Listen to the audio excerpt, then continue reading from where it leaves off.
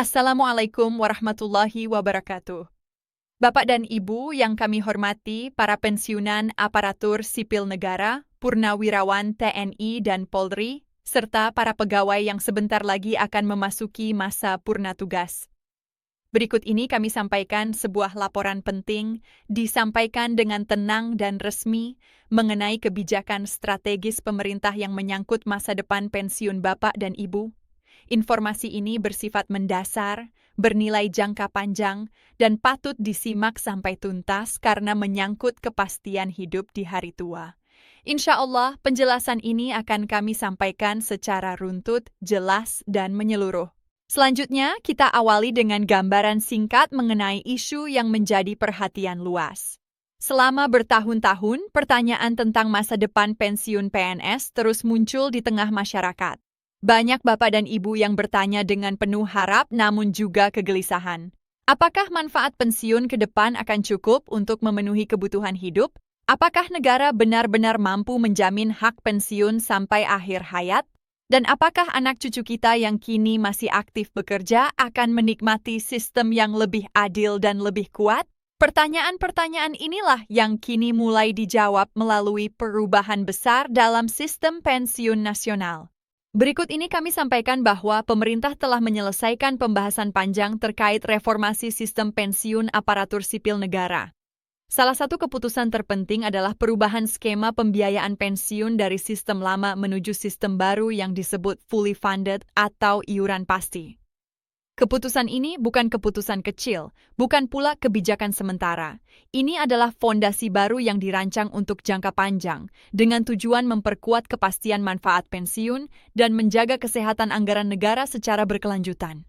Kemudian, mari kita pahami terlebih dahulu bagaimana sistem lama bekerja. Selama puluhan tahun, pensiun PNS dikelola dengan skema bayar seiring dengan berjalan.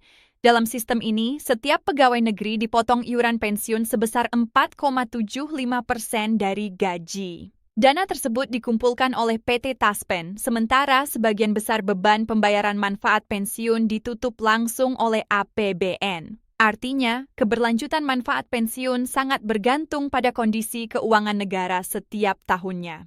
Ketika anggaran negara tertekan, kekhawatiran pun muncul di kalangan pensiunan. Ya, banyak pensiunan yang berbagi cerita. Ada yang mengatakan bahwa uang pensiun memang membantu, tetapi seringkali harus diatur dengan sangat ketat. Sebagian mengaku masih harus bekerja kecil-kecilan setelah pensiun, bukan karena ingin, tetapi karena kebutuhan. Ada pula yang bersyukur karena masih memiliki tabungan, namun tetap khawatir dengan biaya kesehatan yang terus meningkat. Cerita-cerita ini menjadi cerminan nyata bahwa sistem pensiun bukan sekadar angka di atas kertas, melainkan menyangkut martabat dan ketenangan hidup seseorang di usia senja. Setelah itu pemerintah memperkenalkan skema baru, fully funded. Dalam sistem ini, dana pensiun dibangun dari iuran yang lebih proporsional terhadap penghasilan atau take-home pay. Tidak lagi semata-mata bergantung pada APBN. Iuran berasal dari dua pihak, yaitu pegawai dan pemerintah sebagai pemberi kerja. Dana yang terkumpul akan dikelola secara profesional dan transparan, sehingga manfaat yang diterima di masa pensiun nantinya lebih besar dan lebih pasti. Dengan izin Allah, skema ini diharapkan mampu meningkatkan manfaat pensiun secara signifikan. Karena iuran dihitung dari penghasilan yang lebih realistis, akumulasi dana menjadi lebih kuat. Bapak dan Ibu tidak hanya menerima pensiun sebagai bentuk belas kasih negara, tetapi sebagai hak yang dibangun dari kontribusi selama puluhan tahun pengabdian. Selanjutnya, perlu kami tegaskan bahwa perubahan ini dilakukan secara bertahap. Pensiunan yang saat ini sudah menerima manfaat tidak akan terdampak oleh aturan baru. Hak-hak yang sudah berjalan tetap dijamin. Skema fully funded akan diterapkan untuk generasi ASN berikutnya, setelah seluruh regulasi dan perangkat pelaksanaannya resmi diberlakukan dan berjalan penuh paling lambat pada 30 Desember. Kemudian, kita beralih pada aspek fiskal negara yang menjadi latar belakang kebijakan ini. Pemerintah menegaskan komitmennya untuk menjaga anggaran pendapatan dan belanja negara tetap sehat, efisien, dan berdaya tahan. Target jangka menengah yang dicanangkan adalah menuju APBN yang lebih seimbang, bahkan diharapkan mampu mengurangi ketergantungan pada pembiayaan defisit setelah 30 Desember. Untuk mencapai hal tersebut, berbagai langkah perbaikan dilakukan secara menyeluruh. Berikut ini kami sampaikan bahwa optimalisasi penerimaan negara menjadi fokus utama. Pajak tetap dipandang sebagai instrumen pemerataan, namun pemerintah berupaya meningkatkan penerimaan tanpa membebani masyarakat kecil dan tanpa merusak iklim usaha. Insentif fiskal tetap diberikan kepada sektor-sektor strategis, sementara bantuan sosial terus diarahkan kepada masyarakat yang benar-benar membutuhkan. Prinsip keadilan menjadi dasar dalam setiap kebijakan. Selanjutnya, pengelolaan sumber daya alam dan aset negara juga mendapat perhatian besar. Pemerintah menilai bahwa aset yang dimiliki oleh BUMN nilainya sangat besar, bahkan diperkirakan mencapai lebih dari 1.000 triliun dolar Amerika Serikat. Dengan pengelolaan yang profesional, aset sebesar itu seharusnya mampu menghasilkan pemasukan minimal 50 miliar dolar per tahun. Jika target ini tercapai, tekanan terhadap APBN akan berkurang secara signifikan. Kemudian, dilakukan pembenahan tata kelola BUMN secara menyeluruh. Perusahaan yang tidak efisien dievaluasi, jumlah komisaris dirasionalisasi, pemborosan dihapuskan, dan prinsip kinerja ditegakkan. Bonus dan tantiem tidak lagi diberikan jika perusahaan merugi. Keuntungan harus nyata dan memberikan kontribusi langsung kepada negara, bukan sekadar laporan keuangan yang terlihat baik di atas kertas. Bagi para pensiunan, kebijakan ini membawa harapan baru. Banyak yang menyampaikan pendapat bahwa selama ini mereka ingin melihat negara dikelola dengan lebih tegas dan transparan. Ada rasa lega ketika mendengar bahwa dana pensiun ke depan tidak lagi sepenuhnya bergantung pada APBN, tetapi memiliki fondasi yang lebih kuat.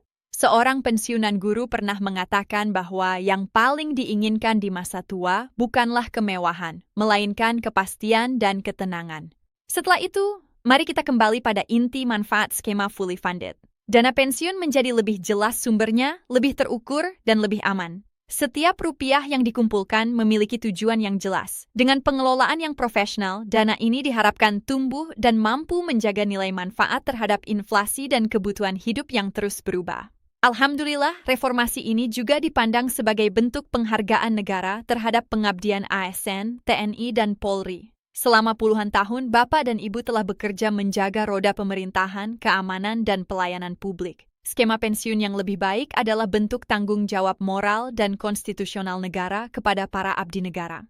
Kemudian, kami sampaikan penegasan penting agar tidak terjadi kesalahpahaman. Tidak ada pengurangan hak bagi pensiunan yang sudah ada, tidak ada pemotongan manfaat yang sedang berjalan. Semua perubahan diarahkan ke masa depan dengan tujuan memperbaiki sistem secara menyeluruh. Pemerintah memastikan bahwa transisi dilakukan secara hati-hati dan terukur dengan tenggat pelaksanaan yang jelas hingga 30 Desember. Menjelang akhir laporan ini, izinkan kami menyampaikan penutup dengan nada yang menenangkan. Bapak dan Ibu yang kami muliakan, perubahan kebijakan memang seringkali menimbulkan kekhawatiran. Namun perubahan ini dirancang untuk memperkuat, bukan melemahkan, untuk memberi kepastian, bukan ketidakjelasan. Insya Allah, dengan kesabaran dan doa, sistem yang lebih adil dan berkelanjutan dapat kita wujudkan bersama. Alhamdulillah, terima kasih atas perhatian Bapak dan Ibu yang telah menyimak laporan ini hingga selesai. Semoga informasi ini membawa kejelasan dan ketenangan di hati. Kami mengajak Bapak dan Ibu untuk terus mengikuti perkembangan informasi resmi serta mendukung penyebaran informasi yang benar dengan cara menyukai, membagikan, dan berlangganan saluran ini. Dengan izin Allah, kami akan terus menyampaikan pembaruan dan penjelasan penting lainnya dalam siaran berikutnya. Wassalamualaikum warahmatullahi wabarakatuh.